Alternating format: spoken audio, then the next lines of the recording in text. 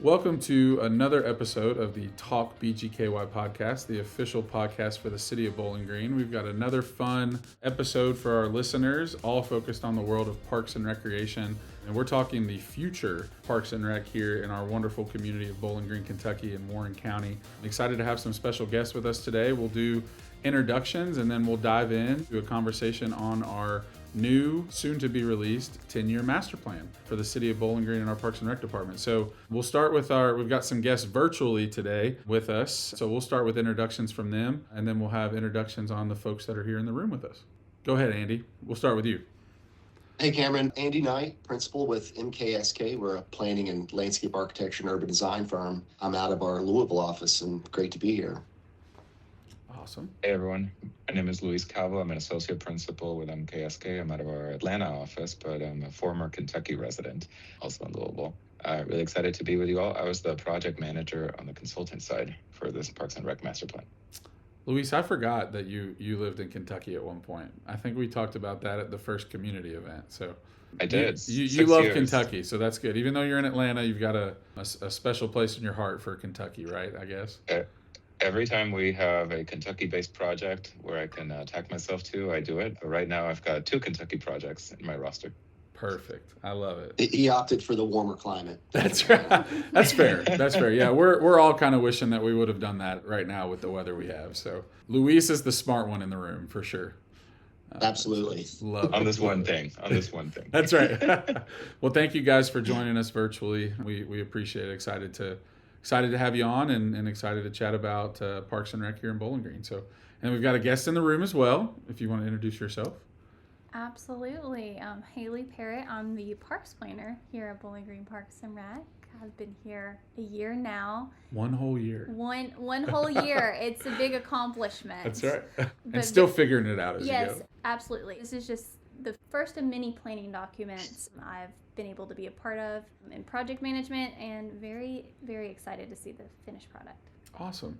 So yeah, we've got a really cool group. Again, we always like to say that we're partial, but our Parks and Rec episodes we feel like are the fun episodes of this podcast for sure. This one will be a really cool episode for us just because, again, we're talking about the future of Parks and Rec here in our community, all the fun things that we've been able to identify in this master plan that we think our community will be thoroughly excited to hear about. And so just excited to dive in. So I'll start, with Andy and Luis. If you all, I know, Andy, you talked a little bit about, obviously your all's firm and MKSK, but can you just give us, an overview of MKSK, maybe how we came as a city, not just with this master plan. We've kind of built a pretty great working relationship with you guys as a community on some other projects too, but just an overview again of the work you all do, maybe some of the other communities you've worked with, and maybe how Bowling Green has become what feels like an entire folder on your all's database of projects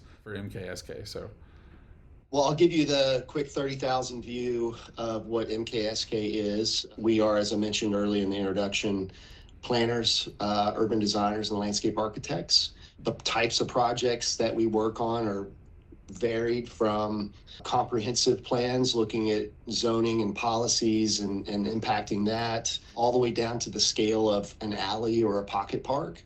Everything in between. Like to say everything outside the building walls, but sometimes when we're doing development planning or other types of city scale work, district planning, we are in the process of arranging buildings and massings for future development as well. MKSK has 12 different offices. We mentioned one office in Louisville and Luis is in our Atlanta office, but we span from Chicago down to Orlando, and we've got about 100, and we flex between, depends on when it's intern season and when it's not, but we usually flex somewhere between 130 to 145 people, employees. Wow, that's awesome. Yeah, so you guys and you mentioned Bowling Green. So lately, we've been working in Bowling Green, starting with the Riverfront Park Master Plan. I think we started that about 2 years ago, and exciting that the first phase of that just went out to bid and the contractor was selected. And so we're going to have a pre-construction meeting on that here in the next week. Awesome. To get that started. So some tangible results coming from that planning process. That was 70 acres. It's a multi-year Riverfront Improvement Project. Really excited about that. Also worked with you all on the Jennings Creek Greenway, the nature play area, developing the concept for that. So I grew up just north of Bowling Green in Owensboro, so have always had an affinity for Bowling Green and excited to get into the Western Kentucky area to start doing some project work. For sure. This is a question that just came to mind too, because you guys have done, some incredible projects. Of course, when Riverfront was first awarded to you all through that bidding process, and it was decided that we were going to work with you. Of course, my own curiosity took me to your all's website just to see all the projects that you all have done, and my initial reaction was like, wow, we're going to get to work with these guys. This is pretty cool. They've done some incredible projects. So speaking a little bit off the cuff before getting to our master plan, with a project like Jennings Creek, the project with Riverfront, really big project, as you mentioned, multi-year generational type project. The Jennings Creek project, a little bit smaller, an extremely small corridor. So when you all are deciding on projects to be a part of, I guess what is it that you all are looking for? Is it, community identity? Is it aspects of the project itself, a combination of both? Because again, that project with Jennings Creek, obviously we knew the importance of it, and hopefully we were able to, convey that to you all through the process of finding somebody to work with. But, what is it that draws you all, to these different sizes of projects or sizes of impact, if that makes sense? Yeah, that's a great question. I think one of the filters that we all just intuitively look at projects through is what's the impact that it can have to the community. Nothing wrong with it. There are a lot of firms that are more commodity based, right? They're looking for volume of work. And while we do need to keep the doors open as a business, we are in a position where we're able to be selective with our projects and pick projects that, again, like I said, have a potential to have a big impact on the community. That's connecting to nature, improving health and wellness, social aspects, cultural aspects. There's a lot of positives to that. One of the things that we like to say is we're planning and designing a world in which we all want to live. And so we really believe that, every project that we can get involved in has a positive impact on the world that we live in, and every increment helps. So in a sense, we are creating a world in which we want to live and making the world a better place. Oh, that's awesome. Yeah.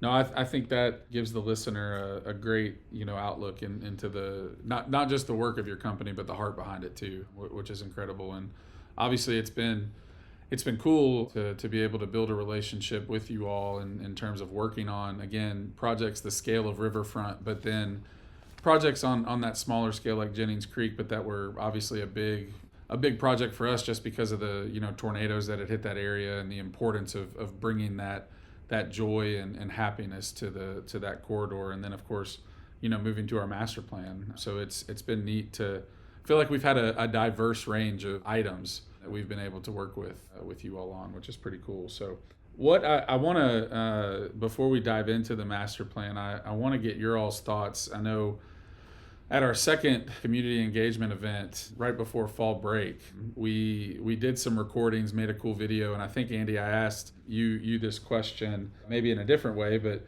we'll ask it again. But you guys, obviously this process for the master plan was a year long, so lots of input, lots of feedback, from the community. So I'm curious, with all the cities and communities that you all have worked with, big and small, you have offices everywhere, and you've gotten feedback from so many different communities. I wouldn't even want to know, our data, Haley, is how many pages long in the master plan? Oh, goodness. It's probably 150 pages, I would say. Tons of feedback. Yeah. It's a lot of data. So I imagine that, the data that you all have in all of your projects combined is ridiculously overloaded. So you've worked with a ton of places, but what was it about Bowling Green specifically, that stood out to you guys as you guys kind of got to know our community through the process of this master plan? What did you learn about Bowling Green and Warren County as it relates to, a place to live, work, and play? Well, I'll say something about the data really quick, and then I'll hand it off to Luis for his reaction. we weren't alone in this process. A lot of that data is coming from Pros Consulting, Sure. who is a nationwide and international parks planning consulting firm. So just wanted to drop their name there. They were instrumental in a lot of that data that we had. ETC, who helped us with that strategically valid survey that also grabbed a lot of data for us. Sure. So, but Luis, you want to give your thoughts on Aaron's question? We do a lot of these Parks and Rec master plans, and we really enjoy the process because, unlike a traditional master plan where you're more zoomed in at the site level, you get to zoom out and talk about a system and a collection of assets and facilities. And, you get to talk to people about what they are missing and what they'd like to see. And I think there's a lot of commonalities when we engage with communities on these, but like one thing that was very unique to Bowling Green was just the lack of complaints, to put it We like very, that. That's a very good thing. easily. Optimistic community, yes. Yeah, it was just people were really satisfied with the park system. People are incredibly happy with the way that the parks are run, the cleanliness of them, how welcoming they felt, the amenities that they have. People recognize the improvements that were already happening and that the facilities that were being added. A lot of folks that we talked to really highlighted how the parks were really the framing the identity of the city as a whole. And then when we talked to stakeholders, they were very clear on recognizing that the impact of the Parks and Rec system is beyond that of the city. It was serving more of a regional population. And its impact is really, kind of far and ranging. So that was just really, really great to see. On the engagement itself, we found some things that were very uniquely Bowling Green or very unique to this Parks and Rec system. And I think the number one thing is the community want and need for indoor facilities that could be used year round. I think that's something that we saw across many different channels of engagement and kind of you can see in the results of the statistically valid survey and in the results of our engagement. And also the focus on being out in nature and being able to, kind of walk and be in shade and enjoy trail system. People kind of liked what they already have, but really wanted more and more of those great experiences. No, Yeah, if that's I had wonderful. one word to kind of summarize the process, it's passion. There's the amount of people, both in the Riverfront Park Master Plan and the amount of people that we engaged in this Parks and Rec Master Plan was phenomenal. I think in the Parks and Rec Plan, whether it's a sticky note at a meeting or response to a survey or participation at a public event, we had over 5,500 different touch points, which is amazing for a community the size of Bowling Green. We work in larger cities where, we'd be lucky to get half that amount. So, overall passion, I think that the city, we felt it, really appreciates the system of parks, the ability to get outside and recreate, and just, I mentioned earlier, the whole notion of health and wellness. I mean, that's so important to communities these days, and the support that the community has behind the Parks and Rec department was really impressive to us. Yeah, I think That's the awesome. other thing that I would mention that made it very unique is the passion and dedication of Parks and Rec staff, and engaging with us throughout the entire master plan process.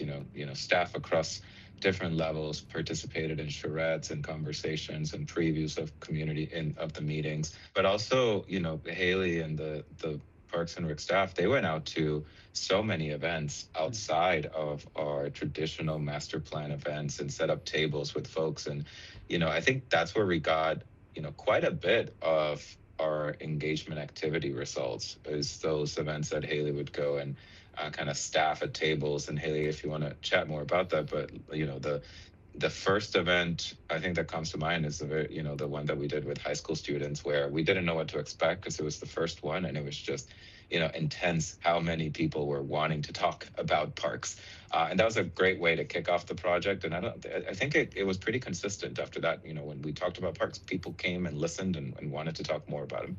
I think one thing that you guys mentioned that is always important, to talk about is that community feedback on, just being satisfied in what's offered.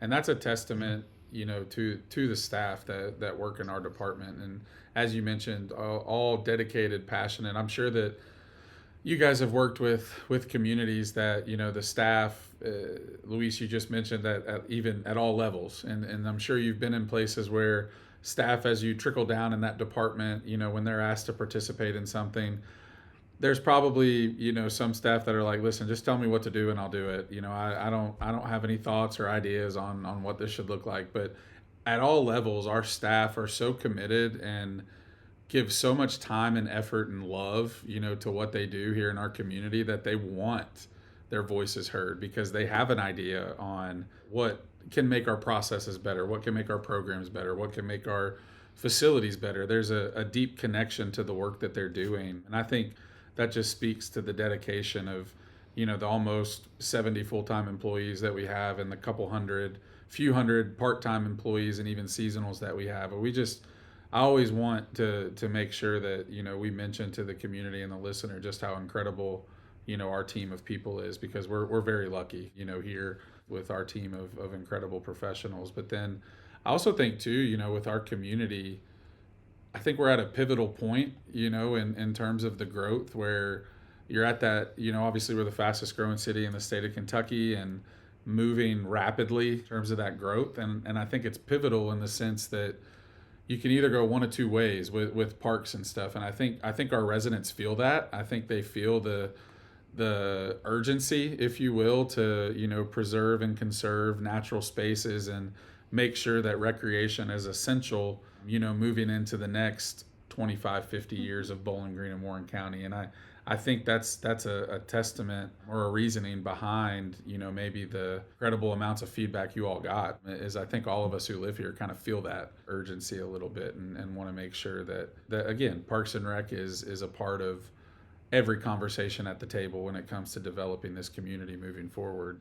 And so Luis mentioned it, Haley, but that's at all levels too, right? Because we got feedback from adults, but like that first event that we did at the high school, even like our next generation of people had so much great feedback. Oh, absolutely. So, it was the intergenerational feedback was really the theme of all the community engagement, whether it was at the high school, talking to, the future young adults. It was at basketball games, talking to the siblings of the kids at the basketball games and their parents and their grandparents who are out using our facilities to watch the participants and such. It was even at Duncan Hines Days where children and their parents were using the bead system to show how they would invest in our park system. So it was definitely across all generations, and I think that is very important for our plan, that it was multi-generational. Sure. It was throughout, because in the next 10 years those high school students are the young adults. The young adults are the middle age. It continues to grow within our population, and that was very important. I think that's a good point too, because when I obviously grew up in Louisville, grew up in a bigger city, but moved here in 2011 to go to Western Kentucky. And what always was talked about when I first moved here, and my grandparents lived here, so I've long been connected to Bowling Green in some way. And everybody's always talked about, when you grow up, we're going to move to Nashville, or we're going to move to Louisville, this urban sprawl, if you will, where you're leaving a town like Bowling Green and you're going to these bigger cities. But I think what's so cool about that feedback from these younger generations is I feel like it's a piece to this puzzle of trying to keep the next generation in Bowling Green. Instead of them leaving, they're a part of building the community at this point, and just in a small way through this master plan. And I think it also shows you how our family structure has changed throughout the years, that we are more of a multi-generational family. Grandparents and parents and grandchildren are all within the same house. They support each other, they go to our facilities, they recreate together, etc. And that just shows you the level of passion that they have for Parks and Rec, because it brings them together, it keeps them together, it gives them something they all can enjoy and do. And as we prepare for the next 10 years, we're looking into the future, it kind of showcases those trends and topics that they can continue to be together and to participate in. That's awesome. No, yeah, just a really cool process. And I guess along those same lines, one other question I have, just kind of characterizing Bowling Green and our community, was there a moment, comment, specific experience, that any of you all had, I guess, throughout this process that, just again kind of sums up just how special place Bowling Green and Warren County is. And I guess Andy and Luis, it can be through the master plan. Of course, Andy can be through, Riverfront, whatever, any of your work for the last few years with Bowling Green. I had one moment in our first community meeting that really hit home to what a growing and welcoming place Bowling Green was. And it was at at this community meeting, someone approached me and she was like, hey, we have a neighbor here. They really want to engage. They don't speak English, but they speak Spanish. Can you chat with them?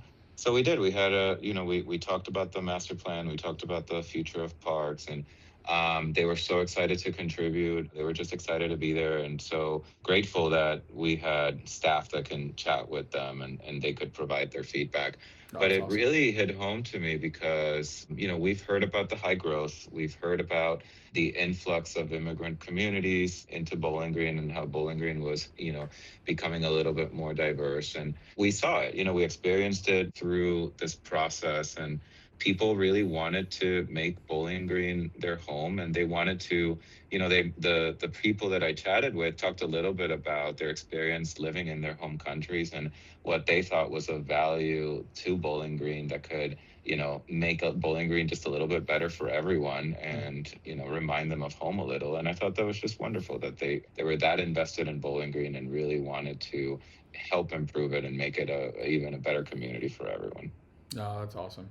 Yeah, our diversity, obviously here in our community, is certainly one of our strengths as a place to live, and it's important for us. I think it's always been a cornerstone of our department's program delivery and service offerings, is ensuring that the diversity is represented through what we offer. And so it's definitely in the past been a driving force behind certain developments in certain parks. The example I always use is Preston Miller. When we did our master plan in 2015, it was right before I started with the city. Preston Miller was called to have baseball fields, but then a few years later we put soccer fields, and that was extremely representative of the diversity in that neighborhood specifically and what they wanted to see. And so I love the fact and am not surprised at all that was a takeaway from this process for sure. Andy, what about you? Anything that comes to mind? Oh my gosh. I mean, it's hard to pull out something specifically. Luis certainly had that connection, and he does in a lot of communities that we go to connect with the community, Latino perspective. And it's really the diversity of the people that we were able to talk to and communicate with was really great, and the energy that they brought to each conversation, the excitement. Sometimes it started off with curiosity, what are you all doing? And it was a lesson learned, like it's great to have some swag at an event because people like to have, a squishy ball or a frisbee. But then when you sort of break that initial conversation, the openness and the excitement that they bring. And we saw lots of families. We did Duncan Hines. Yeah. I've done that twice. Did it for the Riverfront Park and also did it for the Parks and Rec plan. Yeah. And just the constant families and youth and all ages, like you were mentioning, Haley, the intergenerational, just a curiosity. There were a couple of comments. Somebody mentioned that parks are like the respiratory system of our communities, and they really are on a number of different levels. And those moments that you're like, we're working with a sophisticated client here, a sophisticated community that understands the importance of their parks. You were mentioning a second ago about keeping people here, that sort of retention within the community, but there's also the recruiting. People are looking for communities that have great parks, access to nature, trails, and the ability to get out and exercise, and then the community as well, through programs. So there's the recruitment aspect of that too. And everybody was excited about that as well, about Bowling Green growing and continuing to offering more. Yeah, and I think it's one thing to talk about growth in our own anecdotal experience, talking to people about growth, and then it's interesting to compare it to the data and what the data is showing us. And, we do have a demographic analysis in the report to align these things. And I think there it really validated a lot of what we're talking about here, where we're expected as a community to continue to grow. I think you're at 77,000 people right now, and the projection for 2039 is 94,000 people. And of that population, it's a group where we expected to, the 18 to 34 group, which is the largest group right now, that's actually expected to decrease a little. And, there's expected to be a little bit more growth in children and then in the older population. So it puts a little bit of a perspective on, who we're serving in the next 10 years and what kind of programs they'll need. But also, looking at race and demographics, by far in the 2010 census, Bowling Green was 75% white. By 2024, the estimate is down to 63, and that is expected to continue to change and evolve. By 2039, you all are expected to be at 55% white. Mm-hmm. You're adding more of a diverse backgrounds, diverse community, different perspectives, and that changes how you think through programming. That changes your marketing and communications, how you reach out to people, and how you're offering amenities and facilities and parks to really, pique their interest and welcome them into the parks. Kind of the example with soccer that you provided. So it's good to just consider what the data is telling us so you all can plan ahead on what your future population is looking like. No, that's awesome. That 18 to 34 age range is going to decrease because some of us are going to age out of that in a couple years, and we don't like to talk about that. But I'm getting closer to moving into a new age range, which is not cool. Haley's laughing because I used to be the young one in the department, and then we hired Haley, and now I'm not. I'll still be there for you. Yeah, I appreciate that. But no, I love it. I think it's just an incredible document with a lot of useful information, and we've talked about it a lot on some of these episodes before we kind of get into the nuts and bolts of the master plan and everything it kind of told us. But I think one of the reasons why this community is so passionate, about their parks is there's a lot of history there, with our Parks and Rec department. We are certainly not the first group of professionals, in our department that have been passionate and extremely dedicated to the work of Parks and Rec and what it provides to a community. There's a longstanding, connection to WKU and its recreation administration program that pumped out plenty of Parks and Rec professionals across the state, but also just here, folks that went through that program and then stayed put, here, working for our department and taking what they learned in that program and applying it to, creating just a truly impactful department that is unique to our community that I think a lot of communities don't have. There's just a ton of history here related to Parks and Rec and what it's meant to this community. And I think it just continues through these generations, as we continue to go year to year. And it's fortunate. I always say, we have colleagues in other communities that are not as fortunate and blessed as we are to have the support, of their community related to the work that they do. It honestly, in a lot of ways, makes our job easy because what we're always advocating for and pushing for is 1,000% supported by the community, and it's what people want to see. So that validation is huge, I think for us as professionals. And I think as we get into the master plan, that's one of the things that I think a lot with this master plan is a lot of the things that are mentioned in it, the themes and then the specifics are in a lot of ways things we've been having conversations about for years internally in our department. And it's validation of the fact that one, I guess we somewhat know what we're talking about, but then two, it's good for us to be able to take that to, our elected officials and take it to the community and be like, listen, there is a statistically backed up reasoning behind what we're talking about. And there's reason for people to kind of rally around the plan and the things that, we as professionals are trying to do as it relates to growth for Parks and Rec in our community. So super cool. Let's I guess pivot to that. I want to dive in to the master plan and spend the next half of this episode kind of just talking about what the plan said. I think we have a really good understanding now of the why, the how. So I'm excited to dive into some of this. I guess start, if we can, Haley from an internal perspective, Luis and Andy just, from an MKSK perspective. But what was this process? I know that's a loaded question. Haley's looking at me like, plenty of coffee and sleeping and a lot of work. But what did this?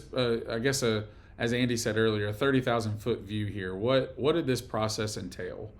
From the beginning to really kind of where we are now and putting a bow on it. Yeah, absolutely. So I think it initially began as a tool to collect all this data.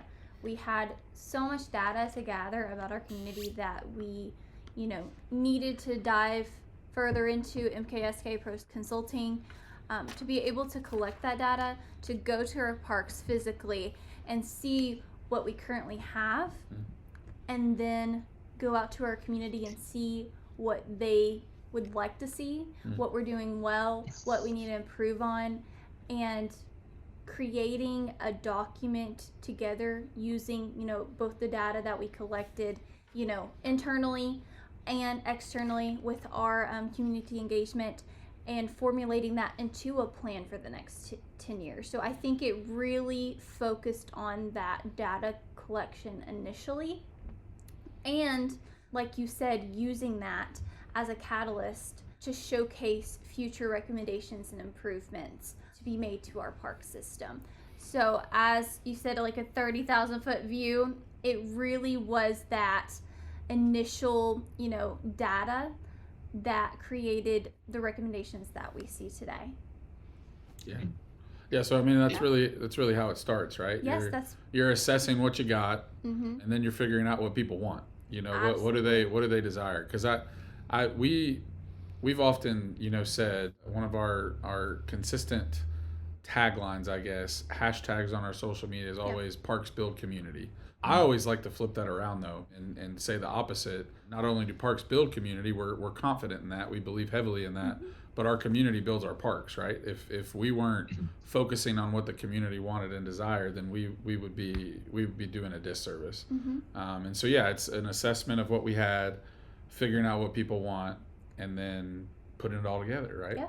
Anything else to add on that process from the firm side? I think there's kind of a thread that's weaving through the conversation, right? And certainly data is super important. It's becoming more and more important and relevant as technology continues to improve. But that community-driven portion of the project is what makes it authentic and unique.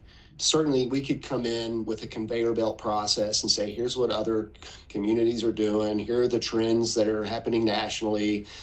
Make room for those trends, and that's how you improve your parks. But I think that would be, not a genuine process and not authentic to the community. So that data coupled with community-driven process is really important. That community just kind of expand. Go ahead. Yeah, well, I was just gonna say that community-driven process is where stories come in, and that's the authentic and genuine side of it. I believe, I guess I'm getting a little personal professional here, but I love the power of storytelling. Like I believe very strongly in what stories can, tell our communities and guide the work that we do. And it's what data can't touch. And so I think it's important to have that balance, because numbers are important, right? I mean, we're not gonna offer a program that consistently has nobody showing up 5 years straight. But at some level, in the world of adaptive sports, that's my background. I always use the example. We one time had a guy show up to play wheelchair basketball. He was by himself in the gym because we had been working on him for probably a whole year, just trying to get him to come and play because we knew what kind of world of opportunity it would open for him. And he showed up. He was the only one in the gym playing, but it felt like a million people. And so you can't, you put one person down in the participation report and it looks like it's not impactful. But when you tell it as a story about, it's this, individual in our community that we've been working on forever, and he finally opened the world of sport, and the opportunities that come with that through wheelchair basketball, it tells a different story even though it's one person. And so I think that balance is critical, which I'm glad was the mindset, right, of this whole process for sure.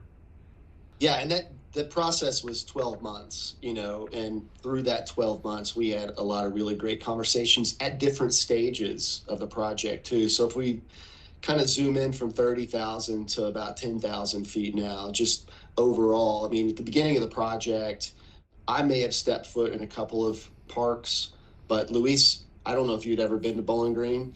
Actually, Some of the rest of our team. Oh yes, you were originally from Louisville, via Columbia, but getting a chance to put eyes on all the facilities through the lens of doing a master plan was important. So we did quite a bit of park touring, understanding, the existing conditions, what neighborhoods were adjacent to these parks, how do people get to parks. We did a lot of driving just because time was of the essence, but that connectivity between the parks. So there's this whole project discovery that happens at the beginning. As we're doing that, we're starting to get our engagement plan together. How do we start to engage the community?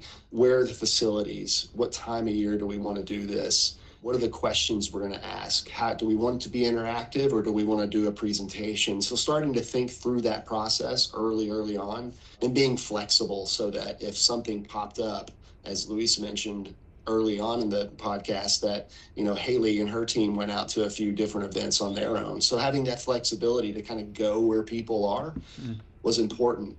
Then becomes this sort of mass wave of collection of data.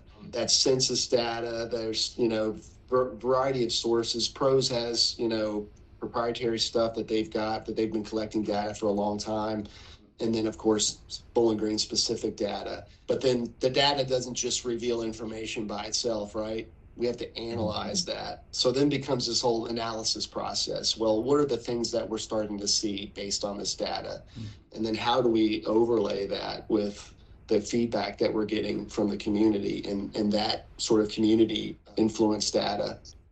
I mean, that's how we end up at the 10 recommendation themes, because it's really challenging to tell a story about the future of the department with the scale of data that we have and the amount of comments and engagement that we receive throughout the process. We're talking like thousands of comments and ideas, and we're talking about 90 something pages just of analysis with an even bigger appendix. So how do you bring it all together and align these two things? So what we did is that through our own internal conversations, and then with our conversations with Haley and Bren and BGPR staff, we developed these 10 recommendation themes that put things into more digestible categories of what the department should prioritize and tackle in the next 10 years.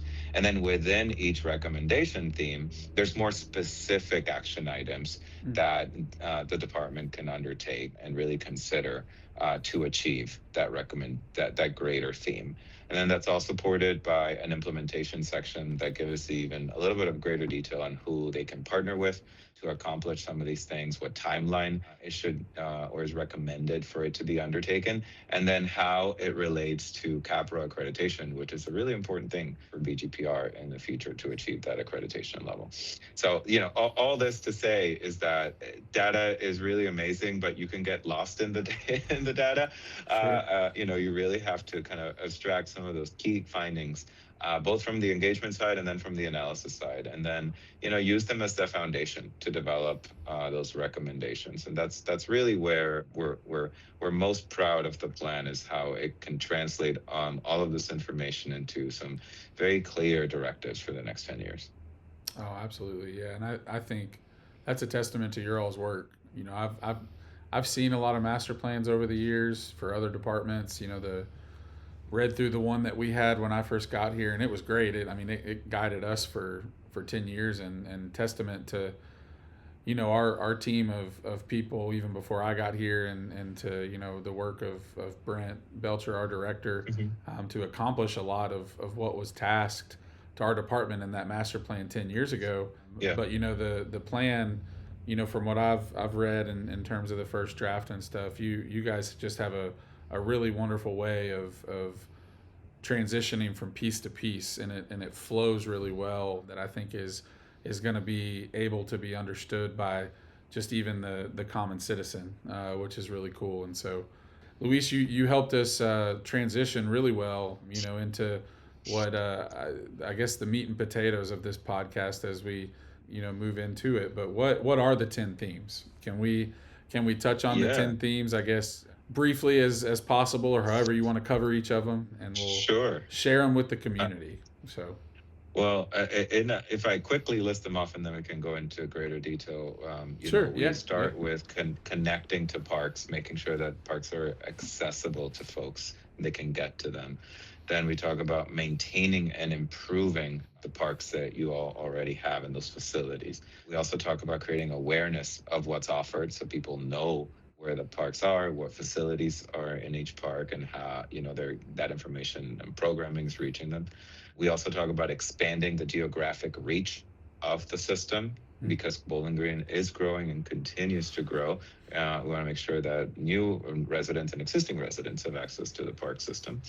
We also talk about promoting BGPR as a regional destination for recreation and events. We heard a lot about sports tourism and recreation tourism, and there's a great opportunity to leverage some of Bowling Green's advantages to foster economic development there.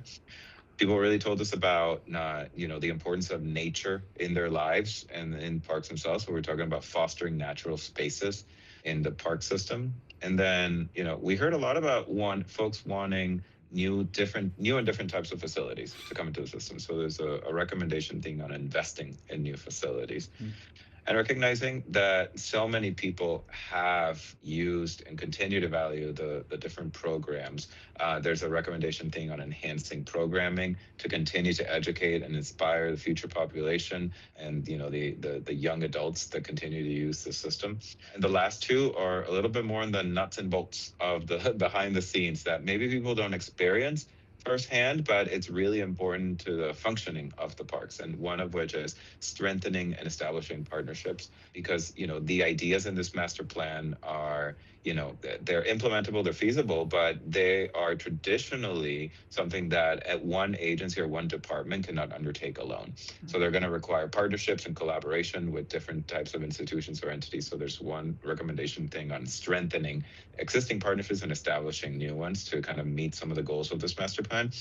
And lastly, on improving the department's operational preparedness, because there's a lot of great, maintenance and staff folks working behind the scenes and in front of the scenes to make parks great. And there's some opportunities there to continue to, as the system continues to grow, as the population continues to grow, you want to make sure that your staffing and your funding grows alongside that. So you're not creating a situation where you don't have the right staff or the right staffing levels to support some of those things that you all want and are expecting to have. It's almost budget season, so emphasis on the funding part. We appreciate that. That's Yes. Wonderful. No, I think those 10 themes are spot on. It's music, I think, to the ears of us internally as a department. So many of the things that all of us have been calling for, fighting for, talking about, dreaming about, for so long. I love it. I think in terms of, I guess, which, Haley, in your mind, theme to you stands out the most? Is there one that stands out to you the most in terms of promoting our department and stuff? What I'm hearing is we need like a TikTok or something like that. I'm just kidding. We have some people in our department who would love that. I'm not going to take that task on. Somebody else can do that. What stood out to you the most with the themes? I think fostering our natural spaces. Sure. That is something that was really not in the last master plan, but it showed up with great force and strength during this master plan, and it really stood testament that our community realizes how valuable our natural spaces are, our parks are, and our need to continue to protect those and to grow those. I think when we go back to the 2021 tornadoes that came through Bowling Green, it really destroyed part of our urban canopy. Because of that, our community realized how much trees are important, how much those spaces are important. We even go back further to COVID, and parks became such a access point for people to get out of their homes, to be able to venture out safely, to enjoy space, to still have a place to move and grow and be at. And this really brings that forefront that we need to invest in these spaces, into this programming, into this outdoor recreation as a component. We're doing that, at Riverfront to a degree, Sure. but many people see, that natural space as different definitions that might meet someone's definition in the community, but not the other. So it's, investing in those, across the board. It's bringing those, to the community. So, we can escape, our population's growing, we're becoming more urban. So having those spaces to still escape from the city sprawl is going to be so vital within the next 10 years. I love the focus, on fostering those natural spaces, because again, as the city grows, as the community grows, you can't go back and create that. Like, you can't go back and create nature. You could try, and it's probably easier now than it was 40 years ago, but still you can't. I mean, and right now, Riverfront's a great example. That was one of the, main motivations before the tornadoes of the Jennings Creek development was, when we were introduced to that space. You first walk down there and, I felt like I was walking into an oasis, right? A total escape, even though the road was, I don't know, several hundred yards right over that way. Jennings Creek was an example. And then, of course, Chuck Croom, Nature Park. But how can we foster those three spaces, but also create more? And then I think what I like about these themes is how they connect to each other, right? Because, fostering natural spaces then leads to enhanced programming, right? Because we've long, tried to implement and are implementing some outdoor recreation, natural spaces, education, environmental education, and learning. But how can we, if we foster those natural spaces, we then have the opportunity to enhance those kind of programs.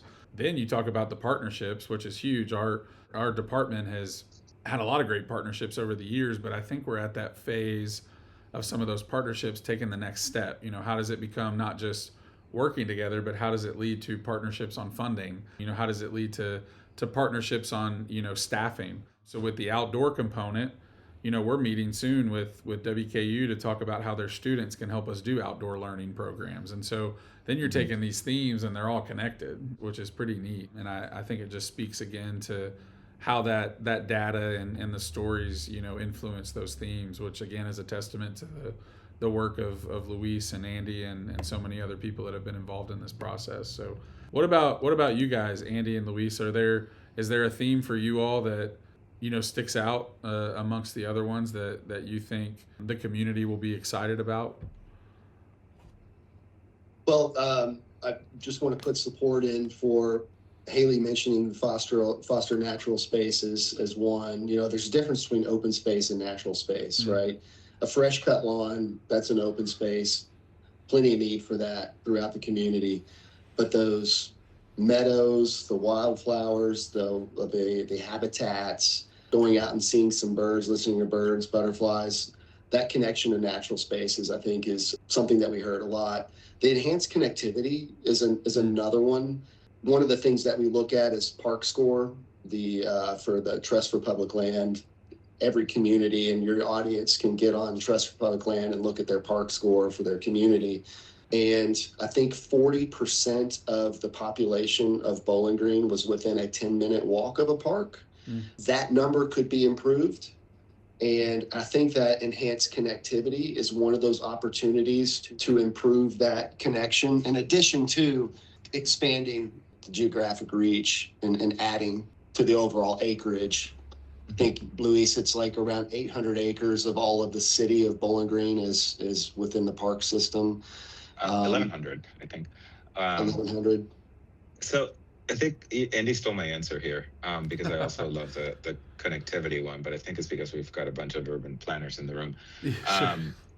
So, for me, one of the reasons that the connectivity one is so important is because, this is not something that we necessarily expected to talk about this much, but when we were asking folks what was important to them, people specifically told us that they'd like to be able to walk or bike to parks more, and that they'd like to have that access. And it's one of those particular recommendations that seems so simple, but it requires so much work and collaboration with people outside of the park system. This is a collaboration with Public Works, with your planning staff, with the state on state-owned highways, the city on city-owned streets, on the park staff to make sure that entrances are maintained adequately for pedestrians. So it requires so much work, but it's so meaningful. I live in a very dense environment myself. I'm surrounded by skyscrapers and whatnot, but like I'm in a park every day, and I do that because I can walk to it. And if I had to drive to a park, there's a very strong chance that I just wouldn't do it. And that type of access and ease of access to a park is, I feel like, something that, people told us that they want, but it's a really easy and meaningful way to connect with your neighbors, with your community. And, people told us that they'd like to have that and have that choice of being able to walk or even bike to a park. Absolutely. And I even think about just Bowling Green, as a community, but some of our strongest neighborhoods and the ones that people desire to live in most are all within walkable distance to a park, if you really think about that. And I think obviously that's a huge piece of that livability of the space that you're in, not just the community livability, but specific areas and neighborhoods. I think we could certainly enhance that, for our community. And we should strive to make every neighborhood desirable to live in, Absolutely. right? And so there are certain areas of Bowling Green, there are certain areas of every town that we work in that just don't have access to good quality parks or even open space and nature. And so continuing to elevate that and making sure that every last resident within Bowling Green has that access and they're connected to the park. For sure. So yeah, another theme I want to touch on real quick too is that expanding the geographic reach of the system, and then being a regional destination. So we talk about sport tourism. Obviously, that's a big topic of conversation in our community, but it's also a topic of conversation industry wide. And I think within the world of Parks and Rec, sometimes you either get one extreme or the other. You get to a department that is so hyper-focused, for good reason, on their local residents that they don't think anything about tourism or sport tourism. Or you go to a department and they're hyper-focused on sport tourism that they forget to think about their local resident. I obviously, my professional philosophy is that you got to find yourself somewhere in the middle, because sport tourism is a huge driver for, the economy for any community. And so what kind of feedback and things did you all hear, related to these two themes, again, of expanding geographic reach and then, being a regional destination as they relate to sport tourism? Was that something that was specifically brought up? Was it within certain stakeholder groups? How was that conversation part of this process? Yeah, I think if I can start, Andy, I would say that both of them are themes that were developed kind of based on different types of feedback. So on expanding the geographic reach, we did this exercise at Duncan Hines where people were able to vote using 10 beads, kind of each bead symbolizing $10 for a hypothetical $100. And I think the number two vote there, or what received the second most amount of funds, was investing in acquiring new parkland and open space. So people told us that they'd like to see more parks. We heard this through and through, that people expected the population to continue growing. They wanted to make sure that the park system stayed up to date with how many folks were going to be using the parks, and growing from a demographic standpoint needs to be reflected in how we grow from a park system. So that one was kind of directly related in the statistically valid survey and the online survey and the community survey. I think it was pretty consistent. On the recommendation theme on sports tourism, obviously this is not something that we heard from the average respondent for these things. It's not like it impacts your daily use of the parks, right? What we heard there is that people would like more athletic facilities, and people really like the athletic facilities you already have, like at Lovers Lane. People really value the improvements that you continue to make. From where it came from in our engagement is from those stakeholder conversations. And I think it was some stakeholder conversations with economic development, with folks outside of BGPR, with some folks that are business owners. They really saw the opportunity to kind of invest in these things that other peer cities are doing, kind of to grow their system and add some revenue generating facilities to be able to provide more things for the community elsewhere. But I will say this, that I found something that is pretty unique that I don't think comes up very often is the economic development folks that we talked about, were very forthright, and they're like, we have to serve our residents first.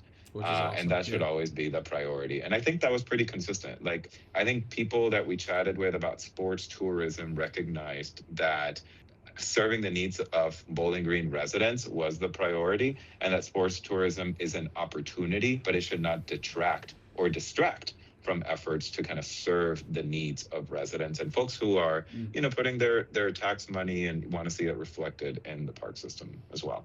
100%. Yeah. See, this is the benefit of having a really smart project manager and planner like Luis. He can do all the details of the nitty gritty, and then I get to come in and surf off the top of his great answer. But as you know, like those facilities, whether it's softball, baseball, soccer, lacrosse, those can be combo facilities as well. Yeah. Those take a lot of land, a lot of acres. Yep. To make that happen. And that's one of the challenges that we kind of, discovered through the process of the master plan is that within the city limits, those are very limited opportunities. Sure. So that presents a partnership opportunity with Warren County Parks. And we met with Warren County, and it's a great relationship that we discovered. You all probably know it very well. That's an opportunity there to really leverage that partnership to bring something like sports tourism to Bowling Green and Warren County. And it can be a both and, right? You mentioned earlier, some communities go towards the sports tourism, some communities stay hyper local. I think you can do both. Absolutely. Those facilities can have nature trails. They can have playgrounds. They can have access to nature. A lot of the things that residents want on a day-to-day basis, but also they have the ability to bring in, visitors from out of town who are staying in hotels, who are eating at restaurants, who are spending money within Bowling Green. That is a net benefit to everybody in Bowling Green because that, increases revenue within the town. So it's not just within the Parks and Rec bubble. There's economic development that goes in with it. There's, community improvements with connectivity. There's also, social aspects and benefits of that. And then the programming that you guys do, that's also another layer on top of it. So there are a lot of benefits beyond just saying, hey, we're a sports tourism community. And I think that's something that a lot of our stakeholders saw throughout the process and wanted to share with us. I would say that, Bowling Green is not the only community that struggles with finding the land for some of these things. And the plan does point to some good examples. We worked with Columbus, Indiana, to actually do a multi-use facility in a former mall that had been left in disrepair and was struggling to find anchors and tenants. And, they repositioned part of the mall to have kind of a field house. And then the front, the parking lot portion of the mall actually is going to become a public park that faces the street. That's awesome. So there's some creative solutions here. And most of these are partnerships. It's very rare to find these sports tourism facilities that are all one entity doing it. I mean, kudos if you have the funding for that, but not many communities are able to leverage all their funding into something like this. Yeah. We need to go to the old Sears at Greenwood Mall. There we go. We've got plenty of courts in there. No, I think what you all said is spot on. With that, a lot of times you go to these communities and you go to these sports complexes that they built that are beautiful, and are they jam-packed on Friday, Saturday, Sunday? 100%. But are they Monday through Thursday? They're empty. And I think, for our community, it's leveraging exactly what you said, Andy. If we were to build a complex like that, I think we would be 1,000% positioned and in the right frame of mind to make sure that 7 days a week that place is being utilized, whether it's by out-of-town residents or local residents.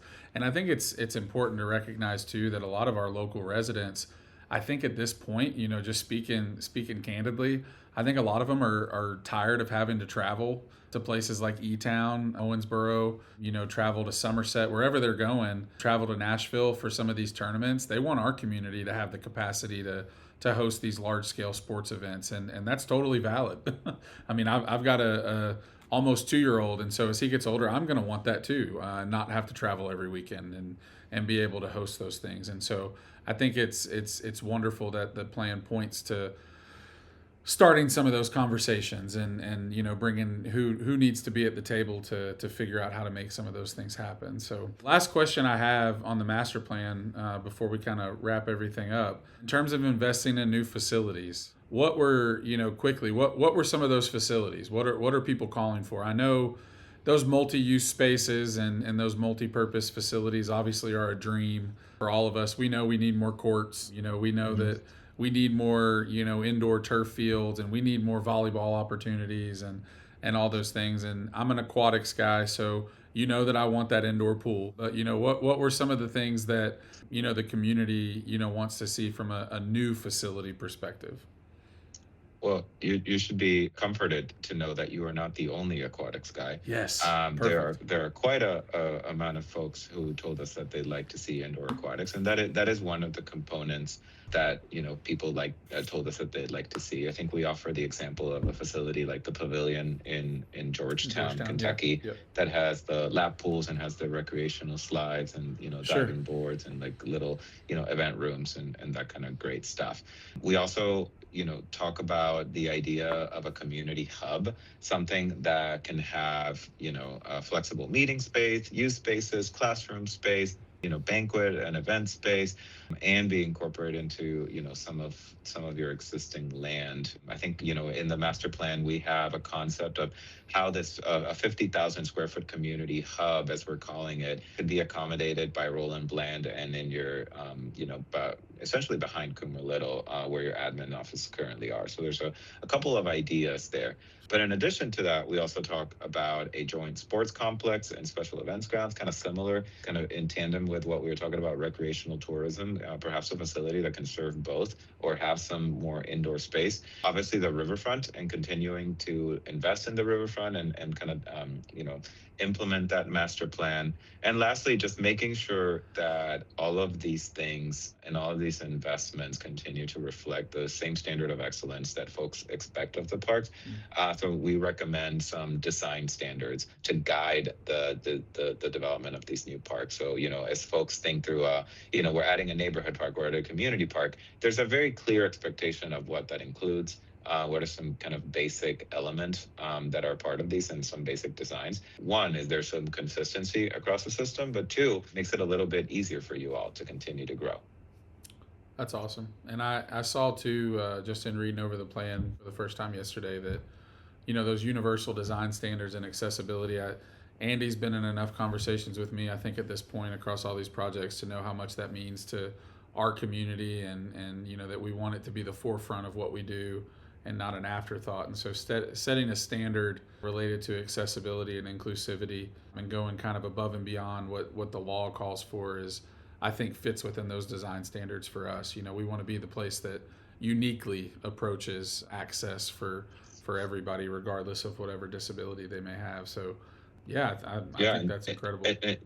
And y'all are doing some great work when we were doing the site tours of parks, we went to a fully accessible playground, kind of saw it firsthand. We saw some of the athletic facilities, the outdoor gyms that had some accessible features as part of that as well.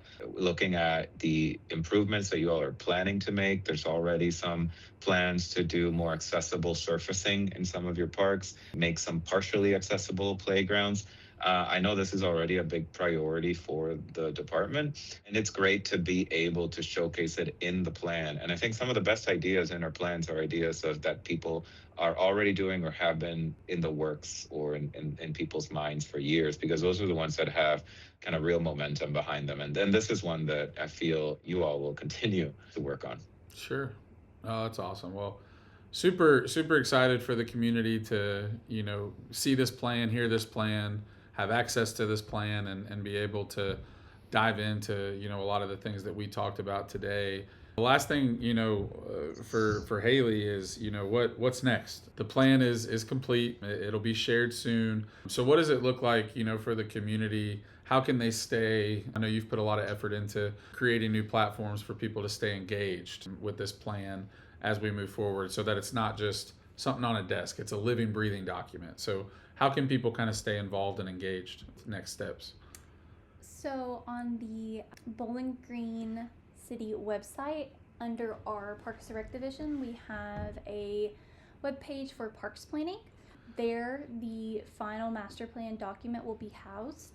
The idea is in our announcement section, our update section, that we will continually give the public updates on how we are completing the plans, and also updating the plan on a annual basis. So they see what we're accomplishing, where is it on a priority list for us, and where do we go from here.